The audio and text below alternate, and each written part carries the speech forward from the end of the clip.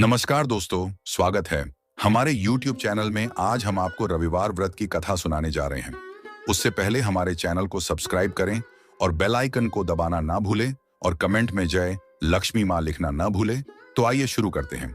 रविवार व्रत कथा एवं पूजा विधि सर्व मनोकामनाओं की पूर्ति हेतु रविवार का व्रत श्रेष्ठ है। इस व्रत की विधि इस प्रकार है।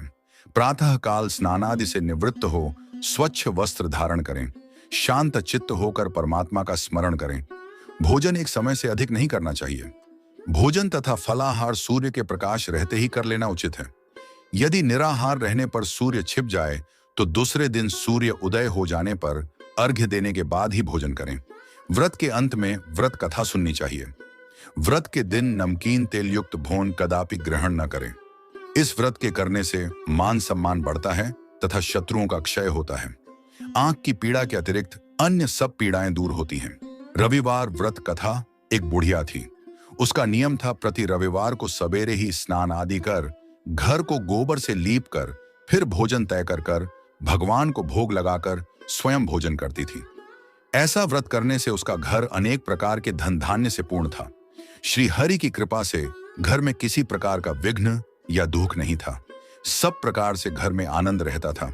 इस तरह कुछ दिन बीत जाने पर उसकी एक पड़ोसन, जिसकी गौ का गोबर वो बुढ़िया लाया करती थी, विचार करने लगी कि यह वृद्धा सर्वदा मेरी गौ का गोबर ले जाती है, इसलिए अपनी गौ को घर के भीतर बांधने लग गई। बुढ़िया को गोबर न मिलने से रविवार के दिन अपने घर को न लीप सकी, इसलिए उसने न तो भोजन बनाया, न भगवान को भोग लगाया तथा स्वयं भी उसने भोजन नहीं किया। इस प्रकार उसने निराहार व्रत किया। रात्रि हो गई और वह भूखी सो गई। रात्रि में भगवान ने उसे स्वप्न दिया और भोजन न बनाने तथा लगाने का कारण पूछा। वृद्धा ने गोबर न मिलने का कारण सुनाया। तब भगवान ने कहा कि मातात, हम तुमको ऐसी गौ देते हैं जिससे सभी इच्छाएं पूर्ण होती हैं, क्योंकि तुम हमेशा रविवार को गौ के गोबर से लीपकर भोजन बनाकर मेरा भोग लगाकर खुद भोजन करती हो। इससे मैं खुश होकर तुमको वरदान देता हूं। निर्धन को धन और बांझ स्त्रियों को पुत्र देकर दुखों को दूर करता हूं तथा अंत समय में मोक्ष देता हूं। स्वप्न में ऐसा वरदान देकर भगवान तो अंतर्धान हो गए और वृद्धा की आंख खुली तो वह देखती है कि आंगन में एक अति सुंदर गौ और बछड़ा बंधे हुए हैं।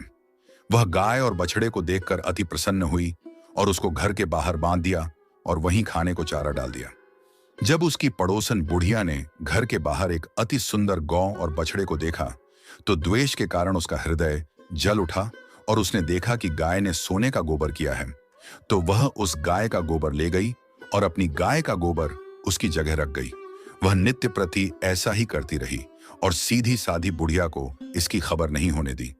तब सर्वव्यापी ईश्वर ने सोचा कि चालाक पड़ोसन के कर्म से बुढ़िया ठगी जा रही है, तो ईश्वर ने संध्या के समय अपनी माया से बड़े जोर की आंधी चला दी। बुढ़िया ने आंधी के भय से अपनी गौ को भीतर बांध लिया। प्रातःकाल जब वृद्धा ने देखा कि गौ ने सोने का गोबर दिया तो उसके आश्चर्य की सीमा न रही और वह प्रतिदिन गऊ को घर के भीतर ही बांधने लगी।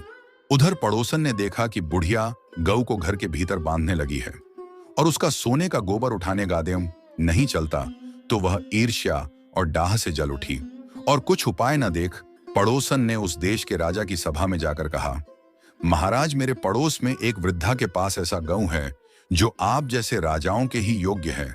वह नित्य सोने का गोबर देती है। आप उस सोने से प्रजा का पालन करिए। वह वृद्धा इतने सोने का क्या करेगी?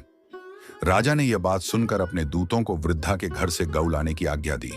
वृद्धा प्रातः ईश्वर का भोग लगा भोजन ग्रहण करने जा ही रही थी कि राजा के कर्मचारी गऊ खोल कर ले गए। वृद्धा काफी रोई चिल्लाई, किंतु कर्मचारियों के समक्ष कोई क्या कहता।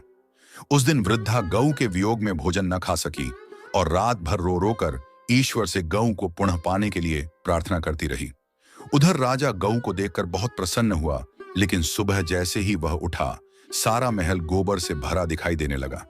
राजा यह देख घबरा गया।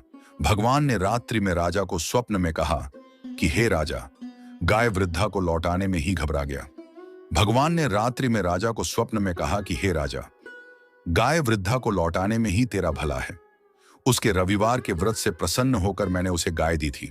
प्रातः होते ही राजा ने वृद्धा को बुलाकर बहुत से धन के साथ सम्मान सहित गऊ बछड़ा लौटा दिया। उसकी पड़ोसिन को बुलाकर उचित दंड दिया।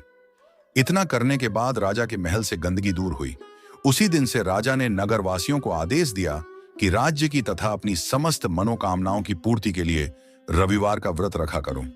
व्रत करने से नगर के लोग सुखी जीवन व्यतीत करने लगे।